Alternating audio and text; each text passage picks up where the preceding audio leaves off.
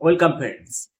TET for teacher অর্থাৎ দেশের সকল প্রাথমিক শিক্ষককে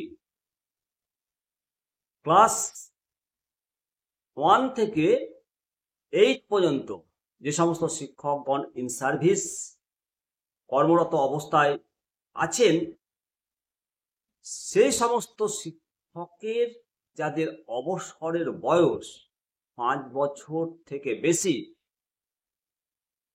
তাদেরকে টেট উত্তীর্ণ হতে হবে। না হলে 2 বছরের মধ্যে টেট যদি উত্তীর্ণ না হন, তাহলে তাকে টার্মিনাল বেনিফিট সহ অবসরে যেতে হবে। আর যাদের 5 বছরের কম রয়েছে, তারা টেট পাস না করলেও বহাল থাকবেন, তবে কোনো প্রমোশনের জন্য বিবেচিত হবে না। মাননীয় সুপ্রিম কোর্ট 1 সেপ্টেম্বর 2025 তারিখে এই যুগান্তকারী রায় দিচ্ছে। কিন্তু কিছু গুরুত্বপূর্ণ প্রশ্ন, কিছু গুরুত্বপূর্ণ দিক আলোচিত হচ্ছে যে এই রায় কি শুধু মহারাষ্ট্র সরকারের জন্য? না, এই রায় শুধু মহারাষ্ট্রের জন্য নয়, দেশের সব রাজ্য কেন্দ্রশাসিত অঞ্চলের জন্য প্রযোজ্য।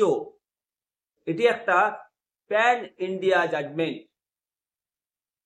যেহেতু এই রায়টি শিক্ষার অধিকার আইন 2009 কে কেন্দ্র করে, এই রায় শুধুমাত্র 1 থেকে ক্লাস 8 প্রাথমিক স্তরের শিক্ষক শিক্ষিকাদের জন্যই প্রযোজ্য। তাই শুধুমাত্র এই রায় মাধ্যমিক বা উচ্চ মাধ্যমিক শিক্ষকদের জন্য, সবার জন্য যে প্রযোজ্য বলে যেটা আলোচনা হচ্ছে বিভিন্ন সোশ্যাল মিডিয়ায়, আমার মতে সেটা সঠিক নয়। শুধুমাত্র 1ম থেকে 8ম শ্রেণী শিক্ষার অধিকার আইন বাধ্যতামূলক শিক্ষায় যে সমস্ত শিক্ষকগণ কর্মরত আছেন, তাদেরকে এই টেট পাস করতে হবে। যাদের অবসরে যেতে 5 বছরের কম সময় বাকি রয়েছে, তাদেরকে কেন ছাড় দেওয়া হলো? তাদের ক্ষেত্রে সংবিধানের অনুচ্ছেদের 142 ধারা অনুসারে বিশেষ ছাড় দেওয়া হয়েছে। তারা টেট না দিলেও বা পাস না করলেও চাকরি থেকে বাধ্যতামূলক অবসরে যেতে হবে না, তারা পদোন্নতির সুযোগটা পাবেন না। অনুচ্ছেদ 142 মাননীয় সুপ্রিম কোর্টকে বিশেষ ক্ষমতা দিয়েছে। সেখানে মানবিক দৃষ্টিভঙ্গি থেকে ন্যায় বিচারের স্বার্থে কোর্ট বিশেষ আদেশ দিতে পারে। এই রায় নিয়ে ভবিষ্যতে অ্যাপিল হবে, শুনানি হবে, কেননা এর পক্ষে বিপক্ষে প্রচুর শক্তিশালী যুক্তি আছে, যুক্তি থাকবে, যুক্তি থাকাটাই স্বাভাবিক। তবে আপাতত এই রায়কেই চূড়ান্ত ধরা হচ্ছে। ভবিষ্যতে কি হবে সেটা ভবিষ্যতই বলবে, সেটা অনিশ্চিত। দেশের বিপুল সংখ্যক কর্মরত সিনিয়র শিক্ষকের চাকরি, 50 ঊর্ধ্ব শিক্ষকের চাকরি টেট পাসের উপর নির্ভরশীল হয়ে পড়েছে। তখন রাজ্য পর্যায়ে নেওয়া টেট পরীক্ষা রাজ্য সরকার শিক্ষকদের স্বার্থেই অবস্থান নেবে বলে আশা করা যায়। তবে প্রশ্নপত্র তুলনামূলক সহজ হবে, পাশের হার অভূতপূর্ব হবে, এটাই তো স্বাভাবিক। তাই আতঙ্কিত হওয়ারও কিছু নেই। A teacher can not teach effectively unless he is still learning. তাই পড়াশোনা এবং প্রস্তুতি চালিয়ে যাওয়াটাই একমাত্র পথ। এছাড়াও পরীক্ষাতে তো পাশের একটা চাপ থাকবেই, এক্সাম ফোবিয়া থাকবেই। সেজন্য মানসিক প্রস্তুতি প্রত্যেকের রাখা দরকার। মনে রাখতে হবে, এমন একটা সময়ের মধ্য দিয়ে আমরা চলছি যেখানে স্ক্যাম স্ক্যাম স্ক্যাম একটা দুর্নীতিগ্রস্ত ব্যবস্থায় আগামী 2 বছরের মধ্যে এই টেট দিতে হবে। এবং এই টেট নিয়ে একটা আবার যদি বড়সড় স্ক্যাম ঘটে যায়, এর ফল কিন্তু শিক্ষকদেরকেই ভুগতে হতে পারে। ইতিহাস সাক্ষী রয়েছে। সেই জন্য সমস্ত শিক্ষক মহলকে অত্যন্ত সচেতন থাকতে হবে। সিটেটে বসার যোগ্যতা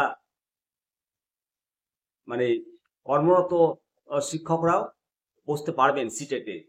সিটেট পাস করলে রাজ্য সরকারের শিক্ষক নিয়োগ পদের জন্য বৈধ বলে বিবেচিত। আরটিএ অ্যাক্ট 2009 প্রাথমিকের শিক্ষক নিয়োগের শিক্ষকদের ন্যূনতম যে যোগ্যতা বেঁধে দিয়েছে তা 2010-এর আগে নিয়োগপ্রাপ্ত অনেক শিক্ষকেরই না থাকাটা স্বাভাবিক। এ নিয়ে দুশ্চিন্তা না, মোটেই করবেন না দুশ্চিন্তা। রাজ্য পর্যায়ের বিশেষ স্টেট বা সিটেটে যে কোনো টেট হোক না কেন, অবশ্যই কোনটা পাস করতে হবে সেটা সরকার অবস্থান সেটা প্রকাশ করবে। তবে সর্বোপরি এটা বলতেই হয় যে এখনো এই মামলার শুনানি বা রেকটিফিকেশন এগুলো জন্য অ্যাপিল হচ্ছে। সুপ্রিম কোর্টও এটা বৃহত্তর বেঞ্চে পাঠিয়েছে। 3/9/2001-এর আগে নিয়োগপ্রাপ্ত শিক্ষকদের ছাড় হলেও হতে পারে, কেননা 3/9/2001-এর আগে নিয়োগপ্রাপ্ত শিক্ষকগণ বিশেষ নিয়োগ প্রক্রিয়ার মাধ্যমে তাদের নিয়োগ হয়েছিল। তাদেরকে ডিএলএডও বাধ্যতামূলক করেনি সরকার, যেখানে সারা দেশে এইচএসএ 50% এবং ডিএলএড বাধ্যতামূলক।